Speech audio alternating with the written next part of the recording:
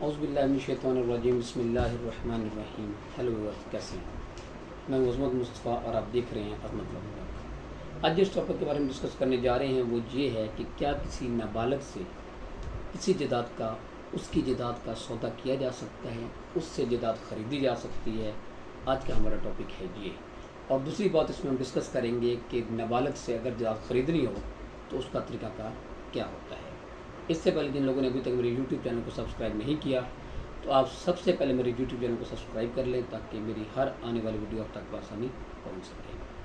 Discuss کر رہے تھے جی کہ نابالغ جو ہے، اگر نابالغ سے اس کی جائیداد خریدی جائے، اس سے سودا کیا جائے تو اس کی قانونی حیثیت کیا ہوتی ہے۔ سب سے پہلے آپ یہ بات ذہن میں رکھ لیں کہ نابالغ سے کیے جانے والا کوئی بھی معاہدہ، کوئی بھی جائیداد کا سودا یا اس سے جو جائیداد خریدی گئی ہو، اس کی قانونی کوئی حیثیت نہیں ہے۔ اس کی ریزن یہ ہے کہ قانون میں کوئی بھی معاہدہ جو کہ نابالغ سے کیا جاتا ہے وہ وائڈ ہوتا ہے، وہ غلط ہوتا ہے، اس کو قانون نہیں مانتا، اور قانون میں اس بات کی ممانعت کی گئی ہے کہ کسی بھی نابالغ سے ایسا سودا نہیں کیا جانا چاہیے، اس سے پراپرٹی نہیں خریدنی چاہیے۔ اس سے پرزمپشن یہ ہوتی ہے کہ جو نابالغ سے سودا کیا گیا ہے، نابالغ سے جو معاہدہ کیا گیا ہے، نابالغ کی جو پراپرٹی لی گئی ہے،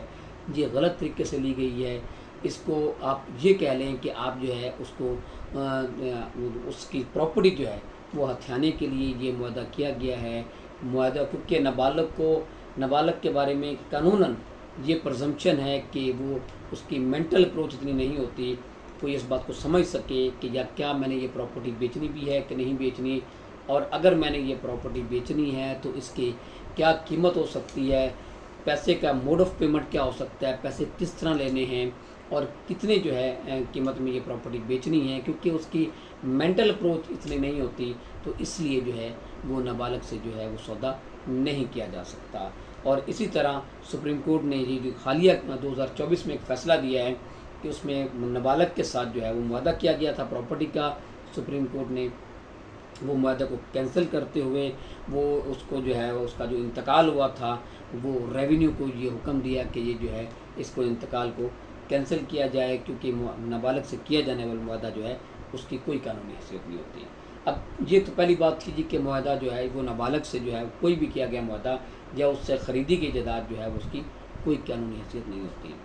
اچھا جی، اب دوسری طرف یہ بات ہے جی کہ اگر نابالغ سے سودا کرنا ہو، نابالغ کی کوئی پراپرٹی ہو اور وہ نابالغ بیچنا چاہتا ہو تو اس کو کیسے خریدنا چاہیے۔ اب سوال یہ پیدا ہوتا ہے اس میں ہے جی کہ نابالغ جب بھی کوئی پراپرٹی نابالغ سے خریدنی ہو تو پہلے نابالغ کا گارڈین جو ہے وہ مقرر ہونا چاہیے۔ قانوناً جو ہے جو بھی نابالغ ہو وہ اس کا گارڈین مقرر ہونا چاہیے۔ اگر اس کے نام کو پراپرٹی ہے، گارڈین کورٹ میں اپلیکیشن دی جائے گی، وہ ایک پورا کیس فائل کیا جاتا ہے، عدالت دیکھتی ہے کہ جو بندہ گارڈین بننے کے لیے آیا ہے کہ کیا یہ اس کے مفاد کے لیے بہتر ہے، کیا یہ جو مفاد جو ہے جو نابالغ کے مفاد ہیں وہ اس کے برعکس کام تو نہیں کرے گا، اس کے فائدے کے لیے کام کرے گا۔ تو عدالت یہ ساری صورتحال دیکھتے ہوئے اس کی شہادت لی جاتی ہے۔ شہادت لینے کے بعد عدالت اگر یہ سمجھے کہ یہ جو شخص گارڈین بننے کے لیے آیا ہے تو یہ واقعی یہ گارڈین بننے کا حقدار ہے تو عدالت اس کو گارڈین سرٹیفکیٹ جو ہے وہ جاری کر دیتی ہے۔ اب جب وہ گارڈین بن جاتا ہے تو پھر بھی گارڈین بننا یہ کافی نہیں ہے کہ پھر بھی یہ گارڈین بننا اس کو اجازت نہیں دیتا کہ وہ نابالغ کی پراپرٹی جو ہے وہ فروخت کر دے۔ اب اس کے لیے اسے کیا کرنا ہے، وہ جو گارڈین بنتا ہے وہ گارڈین پھر عدالت میں اپلیکیشن دیتا ہے کہ یہ نابالغ کی یہ پراپرٹی، کیونکہ جب گارڈین سرٹیفکیٹ حاصل کیا جاتا ہے، جب وہ گارڈین بنتا ہے تو اس وقت اس میں لکھا جاتا ہے کہ کوئی بھی جو اس کے مفاد کے خلاف جو یہ کام نہیں کرے گا، پلس کہ اگر کوئی نابالغ کی جائیداد ہے تو وہ عدالت کی اجازت کے بغیر اس کو فروخت نہیں کیا جائے گا۔ اس لیے جو گارڈین بنتا ہے وہ پھر اب عدالت میں اپلیکیشن دے گا کہ جی میں اس مقصد کے لیے گارڈین اس کے نام جو نابالغ ہے وہ اس کی میں جائیداد بیچنا چاہتا ہوں، اس کے ویلفیئر کے لیے اس کے بیچنا چاہتا ہوں، اس کے کوئی بھی اخراجات جو کہ اس کی تعلیم کے اخراجات ہیں، اس کی پرورش میں جو اخراجات لگتے ہیں، یا کوئی بھی ایسا مقصد جس سے عدالت مطمئن ہو جائے کہ یہ واقعی اس کی پراپرٹی جو ہے وہ بیچنی ضروری ہے، تو پھر عدالت جو ہے وہ اجازت دیتی ہے۔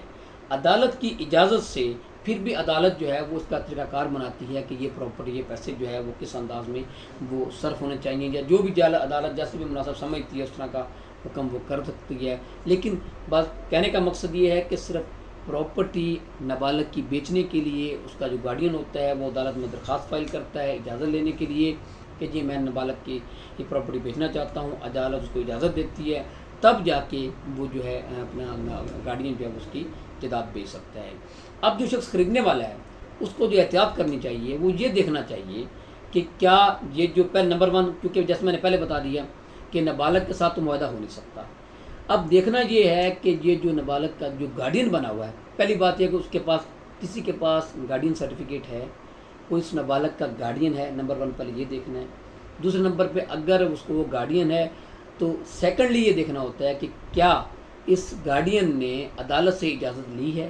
اپلیکیشن دے کے اس جائیداد کو بیچنے کے لیے. اگر اس نے عدالت سے اجازت لی ہو اور اس کے پاس وہ آرڈر بھی ہو